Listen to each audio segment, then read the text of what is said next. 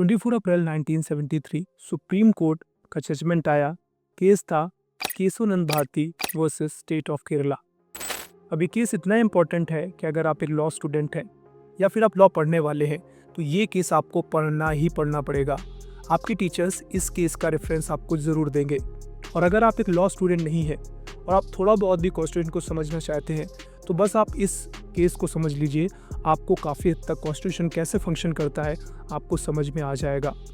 मैं इसीलिए हाजिर हूँ आज की इस वीडियो में और आई एश्योर यू कि अगर आप आज का ये वीडियो देखेंगे लास्ट तक तो आपको न केवल इस केस की जानकारी मिलेगी, इसके साथ साथ आप संविधान यानी कॉन्स्टिट्यूशन को भी अच्छे से समझ पाएंगे। तो चलिए स्टार्ट करते हैं। और हमेशा की तरीके मैं चीज़ों को डिटेल में बताना पसंद करता हूँ।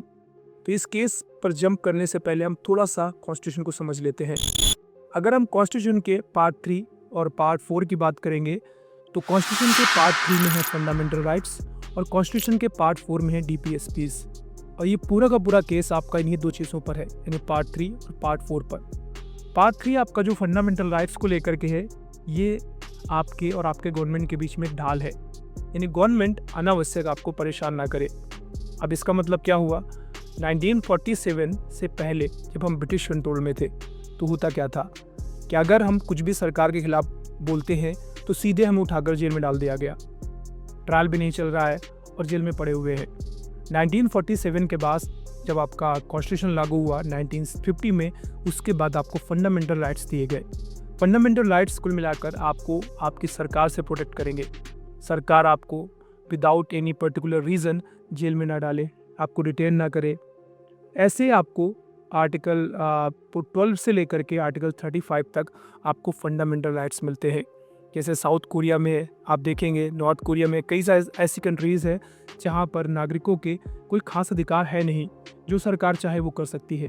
लेकिन इंडिया की जब हम बात करते हैं तो हमारे पास फंडामेंटल राइट्स है। फंडामेंटल राइट्स मतलब हमारी सिक्योरिटी, ताकि सरकार हमें परेशान ना करे।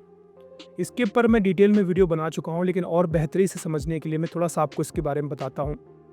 फंडामेंटल राइट्स की अगर हम बात करेंगे, आर्टिकल 12 में लिखा हुआ है डेफिनेशन ऑफ स्टेट। अब देखिए, फंडामेंटल राइट्स बेसिकली आपकी प्रोटेक्शन है सरकार के खिलाफ।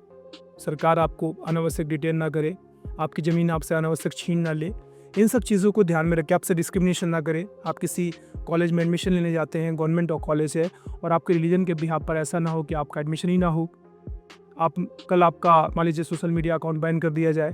तो इन सब चीज़ों के प्रोटेक्शन के लिए आपको बनाए गए फंडामेंटल राइट्स। और फंडामेंटल राइट्स आपके शुरू होते हैं कॉन्स्टिट्यूशन के, अगर हम पढ़ेंगे तो आर्टिकल 12 से लेकर के आर्टिकल 35 तक फंडामेंटल राइट्स है, जिसको हम पार्ट 3 भी कहते हैं। तो मैंने कहा ये आपका अगेंस्ट स्टेट रहेगा। तो सबसे पहले फंडामेंटल राइट्स में आर्टिकल 12 के तहत स्टेट को डिफाइन किया गया है। स्टेट में क्या क्या आता है, इसमें आपके central government, state government, local bodies. In fact अगर इसके अलावा भी कोई ऐसा इंस्टीट्यूशन है जिसकी फंडिंग सरकार करती है या सरकार कंट्रोल करती है, उसमें भी आपके फंडामेंटल राइट का वायलेशन होता है, तो उस केस में भी आप सुप्रीम कोर्ट जा सकते हैं। अब सुप्रीम कोर्ट क्यों जा सकते हैं वो आपको बताते हैं आगे। आर्टिकल 13 की बात करेंगे तो बेसिकली आर्टिकल 13 में ये डिफाइन किया गया है कि अगर ऐसा कोई लॉ बनाती है गवर्नमेंट जो फंडामेंटल राइट्स के खिलाफ है, तो सुप्रीम कोर्ट अगर चाहे तो उसको वाइड यानी अवैध घोषित कर सकती है। अब ये लॉ किन किन चीज़ों को लेकर के होंगे, ये लॉज जो होंगे, अगर कॉन्स्टिट्यूशन बनने से पहले का कोई लॉ है वो भी हमारे फंडामेंटल राइट्स के खिलाफ है, फंडामेंटल राइट्स को वायलेट करता है, सुप्रीम को चाहे तो सुप्रीम कोर्ट अवैध घोषित कर सकती है, वाइड घोषित कर सकती है, डिक्लेयर कर सकती है। कुछ हिस्सा है तो केवल उस कुछ हिस्से को हटा दे, बाकी की चीज़ें इंप्लीमेंट रहेंगी। ऐसे संविधान लागू होने के बाद पोस्ट कॉन्स्टिट्यूशनल लॉ है कोई, अगर ऐसा कोई लॉ है तो उसको भी वाइड घोषित कर सकती है। तीसरा, उस लॉ में क्या क्या रहेगा इसकी डेफिनेशन बनाई गई है। कोई लॉ है, कोई रूल है, कोई ऑर्डिनेंस है, या फिर आप ये कह सकते हैं कोई कल्चरल हिस्सा है। अगर किसी कल्चर में भी कोई ऐसी चीज़ की जाती है जो हमारे फंडामेंटल राइट्स के खिलाफ है, तो भी अगर चाहे तो सुप्रीम कोर्ट उस पर उसको वाइड यानी अवैध घोषित कर सकती है। तो ये आर्टिकल 13 में ये लिखा गया है। और केशवानंद भारती का केस इसी आर्टिकल के तहत भी इम्पॉर्टेंट है, वो भी हम समझेंगे ऐसा क्या था। आर्टिकल 4 कहता है सबके साथ, यानी आर्टिकल 14 कहता है सबके साथ समानता का अधिकार होगा। समझने के लिए आप ये कह लीजिए कि दो लोग जाते हैं एक कॉलेज में एडमिशन लेने के लिए, एक बैकग्राउंड थोड़ा अच्छा है, थोड़ा वेल्दी है, दूसरा थोड़ा कमज़ोर है, गरीब है। तो ऐसे में ऐसा नहीं हो सकता कि अमीर व्यक्ति को एडमिशन मिल जाए और गरीब को ना मिले। क्यों? क्योंकि राइट टू इक्वलिटी, सबको समानता का अधिकार है, ये आर्टिकल 14 कहता है आपका। ठीक है। यानी अगर आप कोई भी सरकार कानून बनाती है जिसके तहत अगर वो रईस व्यक्ति को थोड़ा एक्स्ट्रा कुछ बेनिफिट देती है तो ये गरीब व्यक्ति के फंडामेंटल राइट्स के खिलाफ हो जाएगा, और उसके तहत अगर वो चाहे सुप्रीम कोर्ट जाए, और सुप्रीम कोर्ट चाहे तो आर्टिकल 13 के तहत उस लॉ को खारिज कर सकती है। ऐसे अगला आर्टिकल है आर्टिकल 19। अब देखिए, ऐसा नहीं है कि आर्टिकल 14 के बाद 15 नहीं था, 16 नहीं था। हम बेसिकली उन आर्टिकल्स को ज़्यादा समझने की कोशिश कर रहे हैं जो केशवानंद भारती केस के संबंधित है। आर्टिकल 19 कहता है राइट टू फ्रीडम, आपके पास स्वतंत्रता है, आप चाहें जितनी चाहें उतनी संपत्ति कलेक्ट कर सकते हैं, आप उसके बारे में बोल भी सकते हैं। तो राइट टू फ्रीडम का मतलब आपके पास स्वतंत्रता है चीज़ों को खरीदने की, चीज़ों को बेचने की, जहाँ चाहे वहाँ की चीज़ों को खरीदने की, ये आपका फंडामेंटल अधिकार है। आर्टिकल 21 कहता है कि आपको आपकी ज़िंदगी यानी आपकी लाइफ का अधिकार है और आपको सम्मान से जीने का अधिकार है। Right to life and personal liability, यानी आप ये कह सकते हैं अनावश्यक पुलिस आपको लेकर जेल में डाल देती है तो ये आपकी पर्सनल लिबर्टी के खिलाफ है, और फिर आपके फंडामेंटल राइट का वायलेशन हुआ है, आप सुप्रीम कोर्ट जा सकते हैं। इसीलिए कहा गया है कि अगर किसी व्यक्ति को डिटेन करना है 24 घंटे से ज़्यादा पुलिस डिटेन नहीं करेगी आपको। इन केस डिटेन करती है तो उसके लिए पहले आपको ग्राउंड बताना पड़ेगा क्यों आपको डिटेन किया जा रहा है, और 24 घंटे से ज़्यादा डिटेन करने पर न्यायालय से परमिशन लेनी पड़ेगी, तभी जाकर ऐसा हो सकता है। सम सर्टेन सिचुएशंस ऐसे ही अनावश्यक किसी को आप लॉक नहीं कर सकते, यहाँ तक कि घर में भी किसी को नज़रबंद नहीं कर सकते आप ऐसे। आर्टिकल 26 भी रिलीजन को लेकर के ही है। आर्टिकल 25 और आर्टिकल 26 दोनों रिलीजन को लेकर के हैं। आपको आपको धर्म को मानने का अधिकार है। अगर आपसे धर्म से संबंधित कोई ऑर्गेनाइजेशन है, जैसे कोई मंदिर है, कोई मस्जिद है, उसका जो मैनेजमेंट है उसको देखने का आपके अधिकार है। अब ध्यान रखिए, इनका आर्टिकल्स को समझते जाइएगा, यही आर्टिकल्स अभी हम डिस्प्यूट में देखेंगे। आर्टिकल 25 कहता है, जो कि फंडामेंटल राइट है आपका, कि आप अपने मन से अपनी स्वतंत्रता से चाहे तो किसी भी धर्म को मना सकते हैं। दूसरा, अपने धार्मिक स्थलों के मैनेजमेंट को भी आप देख सकते हैं, आर्टिकल 26 ये कहता है। ठीक है। आर्टिकल 19 कहता है आपके पास फ्रीडम है, आप जितनी चाहे उतनी संपत्ति रख सकते हैं। आर्टिकल 21 कहता है कि आपको स्वतंत्रता के साथ जीने के साथ साथ आपको सम्मान से जीने का भी अधिकार है।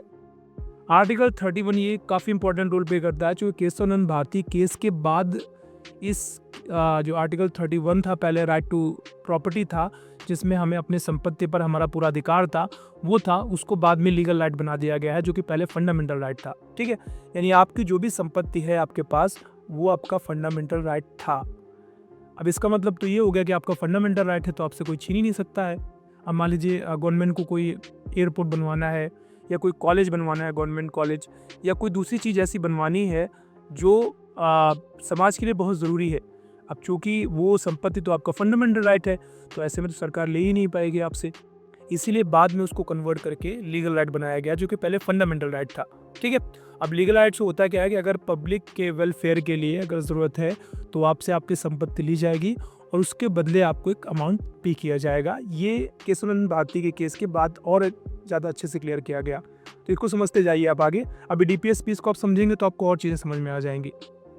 आर्टिकल 32 ये कहता है कि अगर आपके दिए हुए पूरे भी आर्टिकल्स जो भी है 12 से लेकर के आपका 35 तक के जितने भी आर्टिकल्स हैं फंडामेंटल राइट्स को लेकर के हैं, अगर आपके किसी भी फंडामेंटल राइट का वायलेशन होता है तो आपको लोअर कोर्ट या हाई कोर्ट जाने की ज़रूरत नहीं है।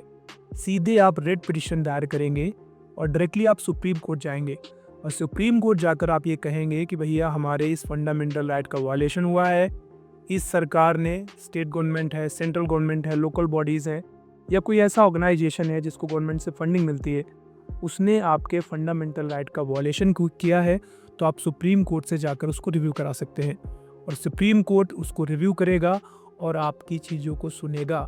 तो ये आर्टिकल 32 कहता है। होप्स आपको अब तक ये आर्टिकल समझ में आ गए होंगे। अब दूसरी तरफ क्या है, डीपीएस पीस है। डीपीएस पीस में सरकार को निर्देश दिया गया है कॉन्स्टिट्यूशन द्वारा कि सरकार को कोशिश करनी है कि समाज को सुधारा जाए, लोगों को जो शिक्षित नहीं है उनको एजुकेशन दिया जाए, जिनके पास रोजगार नहीं उनको काम दिया जाए, जिसके पास मान लीजिए कुल मिलाकर रिसोर्सेज नहीं उनको रिसोर्सेज प्रोवाइड कराया जाए। ये गाइड्स या आप कह सकते हैं गाइडलाइन दी गई सरकारों को। अब यहीं से बड़ी प्रॉब्लम शुरू हो जाती है। एक तरफ आर्टिकल 14 कहता है समानता का अधिकार, सबको बराबरी का अधिकार है, और दूसरा आपके डीपीएस पीस में ये कहा गया है कि जो पिछड़े हैं उनको बराबर लेके आना है। अब मैं एग्जाम्पल समझाने की कोशिश करता हूँ आपको। अगर कोई व्यक्ति, मान लीजिए क्लास में 2 बच्चे हैं, पढ़ने के लिए जाते हैं, स्कॉलरशिप का सिस्टम है। अब सरकार सीधी सीधी बात है, जो कमज़ोर तबका है उसको स्कॉलरशिप मिलता है हमारे यहाँ पे, जैसे SC STs हैं, OBC है, उनको स्कॉलरशिप सिस्टम है। अब ऐसे में अगर किसी एक व्यक्ति को क्लास में स्कॉलरशिप मिलता है तो दूसरे व्यक्ति के फंडामेंटल राइट का वायलेशन है, क्योंकि यहाँ पे समानता तो हो ही नहीं रही। भाई कोई व्यक्ति मान लीजिए पैसे से संपन्न है तो इसका मतलब ये थोड़ी ना है कि उसके साथ भेदभाव किया जाएगा। अब चूंकि फंडामेंटल राइट्स ज़्यादा ध्यान रखिएगा, जब हम फंडामेंटल राइट्स और DPS पीस की बात करेंगे तो फंडामेंटल राइट जीतते हैं हमेशा। फंडामेंटल राइट्स को आप इन्फोर्स करा सकते हैं कोर्ट के द्वारा। आपकी किसी भी फंडामेंटल राइट का वायलेशन होता है, डायरेक्टली आप कोर्ट पे जाएंगे और कोर्ट इस चीज़ को सुनिश्चित करेगा कि आपके फंडामेंटल राइट का वायलेशन ना हो। DPS पीस तो बस गाइडलाइंस हैं, सरकारों को निर्देश दिए गए हैं। ऐसा नहीं है कि DPSP में लिखा है कि नहीं गरीबों को आगे लेके आना है और मान लीजिए वो आगे लेकर नहीं आते तो आप कोर्ट चले जाएंगे, ऐसा नहीं कर सकते। फंडामेंटल राइट के वायलेशन के लिए आप कोर्ट जा सकते हैं। Fundamental rights enforceable by court है, लेकिन DPSP इन्फोर्सेबल नहीं है, बस ये सरकारों को निर्देश दिए गए हैं। तो वैसे मैं क्या कर रहा हूँ, अगर आप हर एक आर्टिकल को समझेंगे तो किसी न किसी DPSP के साथ जाकर वो कॉन्फ्लिक्ट करता है। जैसे मैं आपको एग्जाम्पल एक दे ही रहा था, दूसरा एग्जाम्पल आप ऐसे और मान लीजिए, जैसे मैंने आपको आर्टिकल 14 के बारे में ही बताया। अब आर्टिकल 14 को अगर आप सही से समझेंगे, या आर्टिकल 26 को समझ लीजिए। भाई आपका फंडामेंटल राइट है, आर्टिकल 31 को समझिए। आपका फंडामेंटल राइट है आपकी प्रॉपर्टी, यानी आपकी जो ज़मीन है वो फंडामेंटल राइट है। और DPSP में ये भी निर्देश दिया गया है सरकारों को कि जिनके पास भूमि नहीं है उनको भूमि प्रोवाइड की जाए, जिसके पास वेल्थ नहीं है उनको वेल्थ दिया जाए। अब ऐसे में कैसे पॉसिबल है, जो लैंड है वो तो सीमित है, ज़मीनें सीमित हैं। अब ऐसी जिसे किसी व्यक्ति के पास ज़मीन है वो सीमित है, अब वो अगर उसको बेचेगा नहीं या उसको छोड़ेगा नहीं तो फिर दूसरे व्यक्ति को ज़मीन कैसे दी जाएगी। सीधी सीधी बात है, सरकार अगर किसी एक व्यक्ति से ज़मीन लेकर दूसरे व्यक्ति को ज़मीन दे सकती है। अगर वो फंडामेंटल राइट सरकार उससे ज़मीन ले नहीं सकती तो दूसरे व्यक्ति को दिया कैसे जाएगा। तो सरकारों के लिए हमेशा से प्रॉब्लम रही है, चूँकि DPSP में गाइडलाइन तो उनको दी गई है, लेकिन जब भी उन चीज़ों को इम्प्लीमेंट करने के लिए जाते हैं तो कहीं ना कहीं किसी न किसी के फंडामेंटल राइट्स का वायलेशन होता है। अब DPSP में क्या गया, इसका फुल फॉर्म अगर हम कहेंगे तो हम कहेंगे directive principle for state policies. State को पॉलिसीज़ बनाने के लिए बताया गया है, स्टेट पॉलिसीज़ बनाएंगे।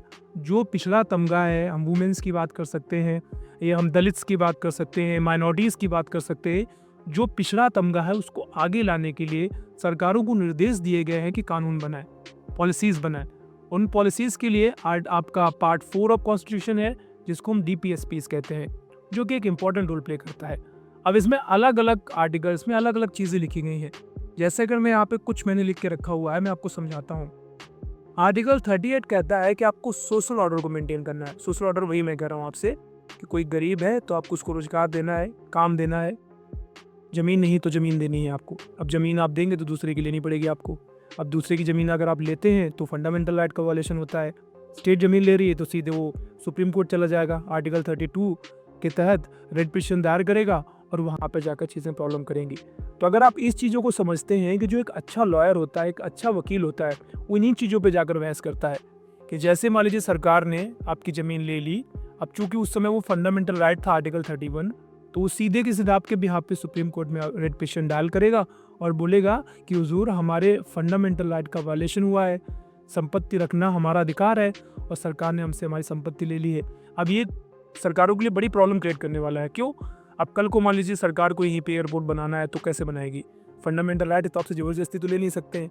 आप अगर अपनी स्वेच्छा से बेचना चाहते तो बेच दें। कई लोग ऐसे जो नहीं बेचना चाहते, फंडामेंटल राइट है तो आप उनसे ले नहीं सकते हैं। तो यही सारा कुछ चलता रहता है जब हम समझते हैं पार्ट 3 और पार्ट 4 में। 1951 में सबसे पहला केस सुप्रीम कोर्ट पहुंचा। केस का नाम था संकरी प्रसाद वर्सेस ये यूनियन ऑफ इंडिया। संकरी प्रसाद जी के केस में उनसे जो ज़मीन ली गई थी उसको लेकर के वो आर्गूमेंट ये था कि भाई ये तो हमारा फंडामेंटल राइट है, हमसे हमारी ज़मीन इस तरीके से ली नहीं जा सकती, हमारी प्रॉपर्टी ली नहीं जा सकती। आर्टिकल 31 हमें राइट देता है, हम अपनी जितनी चाहे ज़मीन अपने पास रख सकते हैं, अपनी स्वेच्छा से हम बेचेंगे, अब ज़बरदस्ती हम ले नहीं सकते। और सुप्रीम कोर्ट ने क्या किया, क्योंकि कॉन्स्टिट्यूशन में लिखा हुआ है भाई आर्टिकल 31 कॉन्स्टिट्यूशन का हिस्सा है और ये फंडामेंटल राइट है।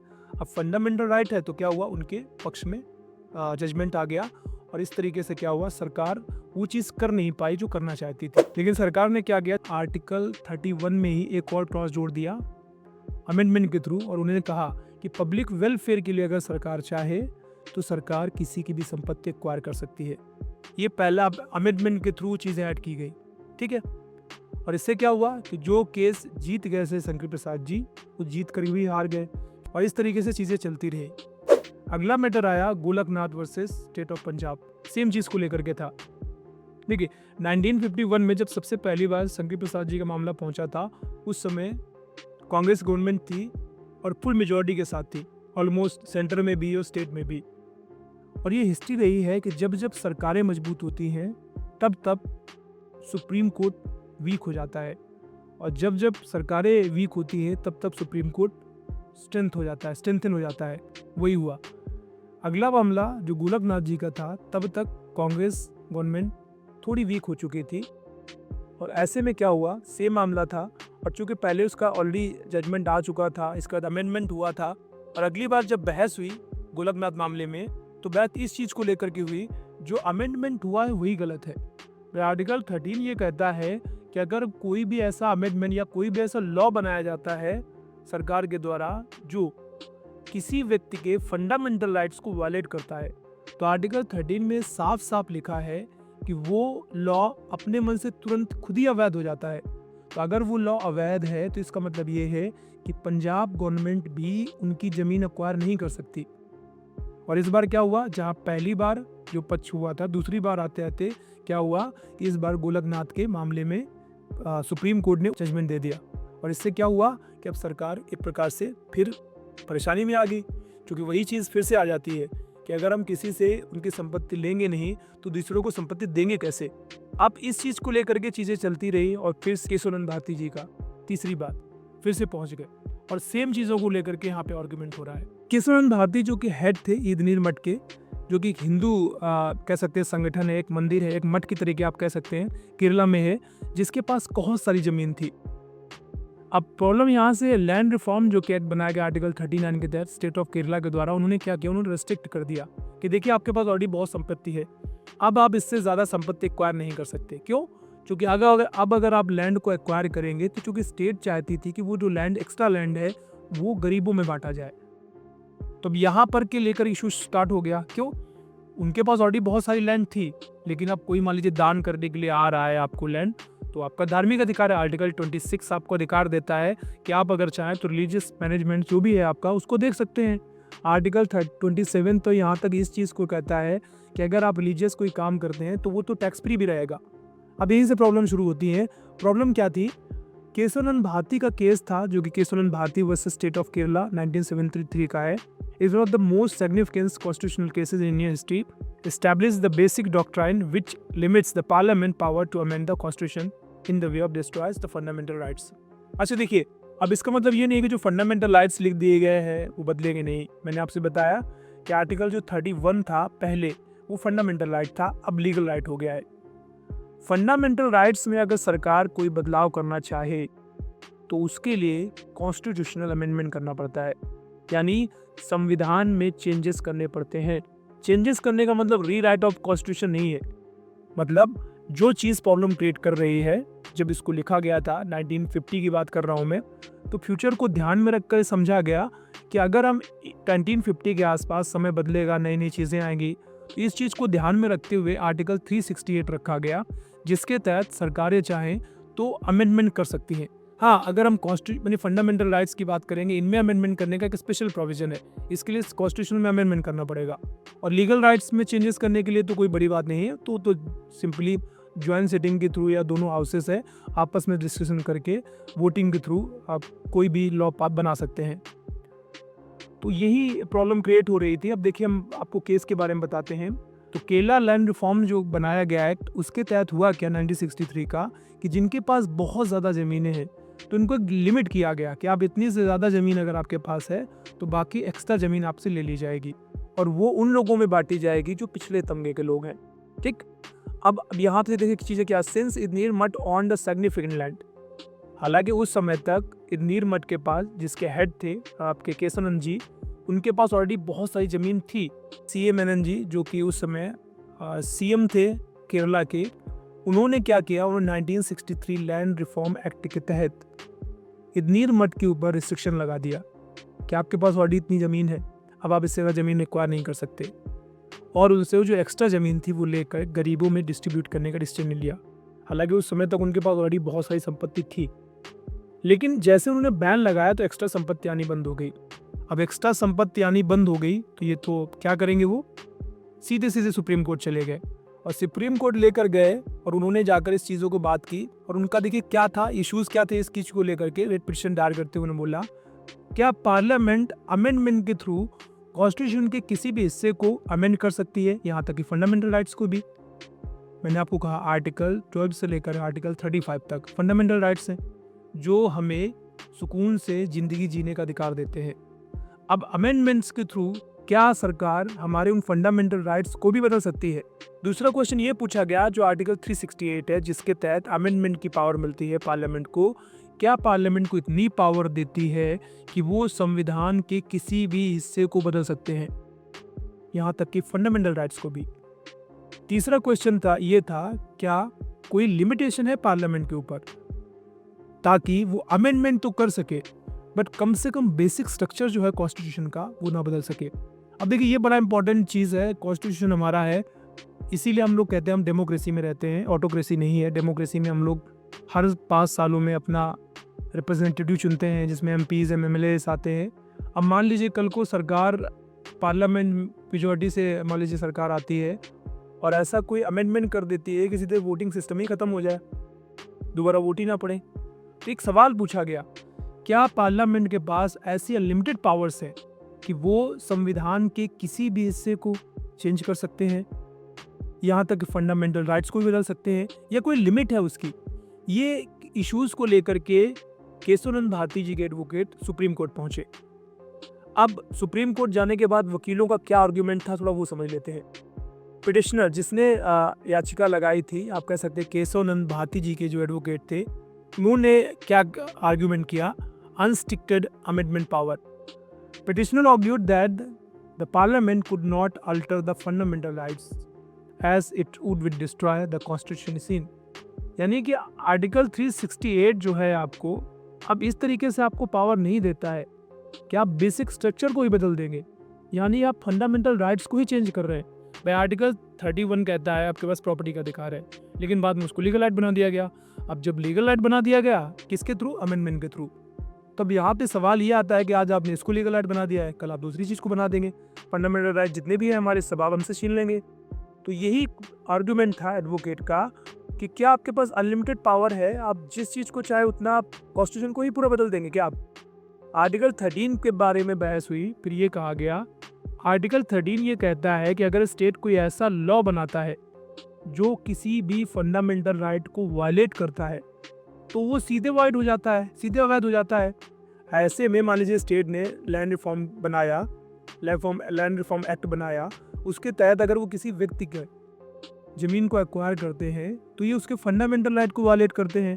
तो ऐसा कोई राइट, ऐसा कोई लॉ है जो फंडामेंटल राइट को वायलेट करता है किसी व्यक्ति की, तो वो तो ऑटोमेटिक अवैध है। ये तो आर्टिकल 13 में पहले से लिखा हुआ है कि चाहे वो पहले संविधान लागू होने से पहले का हो, चाहे वो बाद का हो, या कोई अमेंडमेंट के थ्रू चीज़ें बनाई जाए। तो उन्होंने ये कहा कि अगर आर्टिकल 13 को लेकर के हम चलेंगे तो उसके हिसाब से तो ये कानूनी अवैध है। क्यों? क्योंकि आप किसी की संपत्ति आप इस तरीके से आप रिस्ट्रिक्ट नहीं कर सकते हैं। आर्टिकल 19 में हमें अधिकार है, हम जितनी चाहे उतनी संपत्ति रख सकते हैं, लेकिन आप तो रिस्ट्रिक्ट कर रहे हैं हमें, तो आप हमारे फंडामेंटल राइट को वायलेट कर रहे हैं। ऐसे ही अगला जो पॉइंट था, उन्होंने आर्ग्यू किया that the certain features of the constitution such as secularism, democracy and fundamental rights, ये तो कोर है, इनको डिस्ट्रॉय नहीं किया सकता। बस सेकुलरिज्म के तहत ही तो वो अपने रिलीजियस चीज़ों को फॉलो कर रहे हैं, उनके मैनेजमेंट चीज़ों को देख रहे हैं, तो अब उनको कैसे ख़त्म कर सकते हैं? ये आर्गुमेंट था पिटिशनर के एंड से। अब सीधी सीधी बात है, अगर आपका एडवोकेट, जिस आपने चूंकि याचिका लगाई है, आप अगर आर्गुमेंट करेंगे तो सामने वाला जवाब भी देगा। डिफेंडेंट ने क्या क्या कहा इन आर्गुमेंट्स को लेकर के? डिपेंडेंट ने कहा सुपरमेसी ऑफ पार्लियामेंट। जी हाँ, the state argued that the parliament has the supreme authority to amend any part of constitution including fundamental rights. उन्होंने कहा हाँ, आर्टिकल 368 ये अधिकार देता है पार्लियामेंट को कि वो संविधान के किसी भी हिस्से को अमेंड कर सकते हैं। यानी स्टार्टिंग में भले ही आपको फंडामेंटल राइट दे दिए गए हैं, लेकिन पार्लियामेंट के पास अधिकार है कि अगर वो चाहे अमेंडमेंट के थ्रू आपके फंडामेंटल राइट्स में चेंजेस कर सकते हैं। ये पहला आर्गुमेंट था। दूसरा आर्टिकल 368 को लेकर के था। They claim that article 368 gives the parliament unlimited power to amend any part of constitution. अब तीसरा आर्गुमेंट था amendments to limit the property rights were necessary for the land reforms and ensure the social and economic justice. ये मैं आपको पहले बता चुका हूँ। उन्होंने आर्गुमेंट में ये भी कहा कि लैंड रिफॉर्म्स की जब हम बात करते हैं तो ये इंपॉर्टेंट है। अगर आप सोशल जस्टिस मेंटेन करना चाहते हैं तो सीधी सीधी बात है, आपको समाज में इक्वलिटी लानी है, तो जिसके पास कुछ ज़्यादा है उससे कुछ ले करके आपको जिसके पास कम या नहीं है उसको देना पड़ेगा। पब्लिक वेलफेयर के लिए कई बार हमें कुछ चीज़ों को लेना पड़ता है। जैसे मैं आपको एग्जांपल दे चुका हूँ कि अगर मान लीजिए किसी की लैंड है, अब वहाँ पे मान लीजिए एयरपोर्ट बनाया जाना है या कोई एजुकेशनल इंस्टीट्यूट बनाया जाना है, यूनिवर्सिटी बनाई जानी है, तो ऐसे में वो संपत्ति उससे ली जाएगी। अब फंडामेंटल राइट को मानकर चलेंगे तो वो देगा नहीं, फिर तुम लॉज बनाने पड़ेंगे। लॉज बनाने के क्योंकि फंडामेंटल राइट वायलेट हो रहा है तो सीधे सीधे वो क्या कर रहे हैं, पहले से ही सीधे अमेंडमेंट करके फंडामेंटल राइट को कन्वर्ट करके लीगल राइट बना दिया गया। अब लीगल राइट बनाने के बाद क्या होगा, आप कंपनसेशन देकर उससे ज़मीन ले सकते हैं। तो यहाँ पर आर्गुमेंट हुआ कि बिल्कुल पब्लिक वेलफेयर के लिए अगर सरकार चाहे तो अमेंडमेंट कर सकती है, इसमें कोई प्रॉब्लम नहीं है। अब फाइनली बात आती है सुप्रीम कोर्ट ने क्या कहा। ये तो दोनों के आर्गुमेंट्स थे, पिटिशनर ने अपने आर्गुमेंट दिए, डिफेंडेंट ने अपने आर्गुमेंट दिए। सुप्रीम कोर्ट का क्या मानना था। सुप्रीम कोर्ट ने 24 अप्रैल 1973 को जो कि 68 डेज की टोटल हियरिंग थी, उसको हियरिंग चलने के बाद 11 जजेस की जो हाईएस्ट बेंच थी अब तक की, उन्होंने क्या इस बारे में कहा तो वो देख लेते हैं। Parliament power to amend the constitution, the court upheld that the parliament has the power to amend any part of constitution article 368 including fundamental rights. ठीक है, उन्होंने इस चीज़ को भी मान लिया कि हाँ ठीक है, पावर है पार्लियामेंट के पास आर्टिकल 368 का इस्तेमाल करते हुए वो किसी भी हिस्से को कॉन्स्टिट्यूशन के बदल सकते हैं, अमेंड कर सकते हैं। ठीक है, ये पावर है उनके पास। फंडामेंटल राइट्स भी उसमें आते हैं। बेसिक डॉक्ट्राइन के बारे में उन्होंने कहा, the court rule that the parliament can amend the constitution, it can not alter it's basic structure. Parliament को ये पावर है कि वो अमेंड कर सकते हैं, लेकिन उसका जो मेन स्ट्रक्चर है उसको नहीं बदल सकते। उसका मेन स्ट्रक्चर क्या क्या है, मेन स्ट्रक्चर किन चीज़ों के बारे में है, तो वो बताया गया। इसमें सुपरमेसी ऑफ कॉन्स्टिट्यूशन, संविधान सर्वोपरि है, पार्लियामेंट भी संविधान से ऊपर नहीं है। पहली चीज़ तो ये बोलेगी। सेकुलरिज्म बनाए रखा जाएगा, यानी पार्लियामेंट कल को अगर चाहे कि जैसे अभी बहस होती है कि हिंदू राष्ट्र घोषित कर दिया जाएगा, तो ये पक्का कर दिया गया कि देखो सेकुलर था देश, सेकुलर है कॉन्स्टिट्यूशन और सेकुलर ही रहेगा, इसमें कोई चेंजेस नहीं किए जा सकते। रूल ऑफ लॉ, यानी रूल ऑफ लॉ सर्वोपरि माना जाएगा। फंडामेंटल राइट्स रहेंगे, हाँ थोड़े बहुत अमेंडमेंट कर सकते, बदल नहीं सकते, खत्म नहीं कर सकते आप उसको। और फेडरलिज्म रहेगा आपका। Validity of Federal Reform, यहाँ पे the act was upheld valid that the broader principle of the basic doctrine was, यानी इस केस में हुआ क्या बेसिकली, कई बार लोग पूछते हैं। तो इस केस में केशवानंद भारती जी इस केस को हार गए थे, बावजूद इसके कहते इंडिया जीत गया था। क्यों? क्योंकि इसके बाद पार्लियामेंट बार बार अमेंडमेंट कर रहा था, कम से कम अब उस चीज़ों में विराम लगा। किन किन चीज़ों के बारे में बहस थी मैं आपको बता चुका हूँ। Article 13, article 19, article 21, 25, 26, article 31, article 368 समझा चुका हूँ। 13 की क्यों थी, क्यों? क्योंकि जो आर्टिकल था उन्होंने बोला कि जो बनाया गया है आर्टिकल 31 को जो फंडामेंटल राइट तो उसको लीगल राइट बनाया गया, तो पहले से ही वाइड होना चाहिए। आर्टिकल 13 को वहाँ पे बोला गया था। आर्टिकल 19 मैंने आपको था फ्रीडम थे, आपके पास जितनी चाहे संपत्ति रख सकते हैं, उसके बारे में था। आर्टिकल 21, 25, देखिए आर्टिकल तो मैं ऑलमोस्ट सारे समझा चुका हूँ आपको। अब इम्पैक्ट क्या पड़ा, इससे डेमोक्रेसी स्ट्रेंथ हो गई, स्ट्रेंथन हो गई, मतलब अब डेमोक्रेसी ज़्यादा पावरफुल हो गई, क्योंकि पार्लियामेंट अब एक हद तक ही चीज़ों को बदल सकती है, कम से कम बेसिक स्ट्रक्चर तो नहीं बदल पाएगी। इसके अलावा फ्यूचर के लिए अमेंडमेंट्स को एक गाइडेंस मिल गई कि अब आप अमेंडमेंट्स में क्या क्या गाइड कर सकते हैं। ठीक है, पहले क्या था, अमेंडमेंट्स हो रहे हैं बस, अब कम से कम इतना हो गया कि भाई आप अमेंडमेंट्स कर सकते हैं, लेकिन आप जो बेसिक स्ट्रक्चर है उसमें छेड़खानी नहीं कर सकते। अमेंडमेंट्स को री राइटिंग ऑफ कॉन्स्टिट्यूशन नहीं कहा जाएगा। अमेंडमेंट्स मतलब आप बदलाव करेंगे, लेकिन बेसिक स्ट्रक्चर के साथ छेड़खानी नहीं करनी है आपको। प्रेज भी होते हैं जब कोई फैसला आता है सुप्रीम कोर्ट का, तो कुछ लोग उसको अप्रिशिएट करते हैं, कुछ लोग क्रिटिक्स भी होते हैं जो उसको कंडेम्न करते हैं। तो क्या था क्रिटिक्स जो इन्होंने बोला, तो क्या कहा, critics argued that the court assumed legislative power bye defining basic structure which was not explicitly mentioned in the constitution. Praise जो करने वाले लोग थे उन्होंने क्या कहा, it was held the landmark decision protecting democracy and constitution integrity. अब देखिए सीधी सीधी बात है, उन्होंने कहा कि सुप्रीम कोर्ट ने जिन जिन चीज़ों का जिक्र किया ऐसा कुछ संविधान में नहीं लिखा था कि नहीं बेसिक स्ट्रक्चर को नहीं बदला जाएगा। तो क्रिटिक्स ने इस चीज़ को बोला कि सुप्रीम कोर्ट अलग ही जजमेंट पे चल रहा है, जो चीज़ संविधान में खुद ही से नहीं लिखी है उसी को सुप्रीम कोर्ट ने अप्रोच कर दिया है। और जो लोग प्रेज करने वाले थे, जो लोग सपोर्ट करने वाले थे डिसीजन को, तो उन्होंने कहा ठीक किया है। जो भी जजमेंट आया सुप्रीम कोर्ट का, कम से कम इसके बाद अब इतना तो पक्का हो गया कि जो डेमोक्रेसी है इंडिया की कॉन्स्टिट्यूशन के थ्रू अब कम से कम वो बनी रहेगी। The Keshavananda Bharati case redefine the constitutional law in India by introducing the basic structure of doctrine. इससे पहले इसकी बात नहीं होती थी बेसिक स्ट्रक्चर ऑफ डॉक्ट्राइन की, अब बात होती है, वो केशवनंदन भारती केस के बाद हुआ था। This doctrine prevents the parliament from altering and the fundamental identity of the constitution, ensuring that the democracy, secularism and the fundamental rights remain protected for the future occupant. तो होप सो समझ में आया होगा आपको कि अगर इस judgement के बाद से काफ़ी हद तक चीज़ें क्लियर हो गई थी। तो उम्मीद करता हूँ आपको आज का ये वीडियो पसंद आया होगा। वीडियो पसंद आया है, वीडियो को लाइक कर दीजिए, चैनल को सब्सक्राइब कर दीजिए, बेल आइकन पे हिट कर दीजिए। जल्द मिलते हैं, तब तक अपना ख्याल रखिए। बाय।